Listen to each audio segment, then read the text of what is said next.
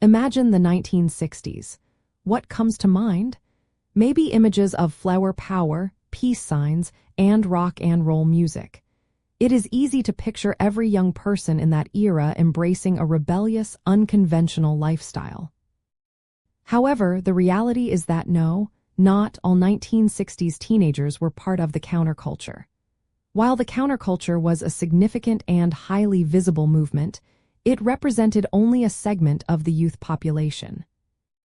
The 1960s were a time of immense change, but also a period with many different realities. Millions of teenagers lived traditional lives, attending school, participating in mainstream activities, and adhering to the values of their parents and communities.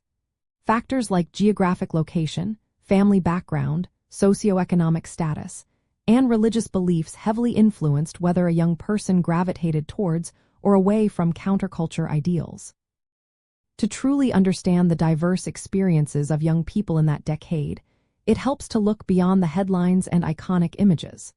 Consider the everyday lives of teenagers in small towns or those from conservative families who often engaged with their communities in ways that reflected long-standing traditions rather than new counterculture trends. Many simply wanted to graduate, find a job, and start a family. The counterculture, often associated with hippies and student activists, challenged established norms in politics, society, and personal expression. But a much larger segment of youth embraced what we might call mainstream youth culture, enjoying popular music and fashion without fully adopting the radical political or social ideologies of the counterculture.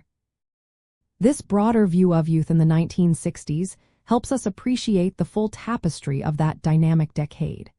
It reminds us that history is rarely one size fits all, and understanding these nuances provides a richer and more accurate picture of how people truly lived and felt during this transformative era.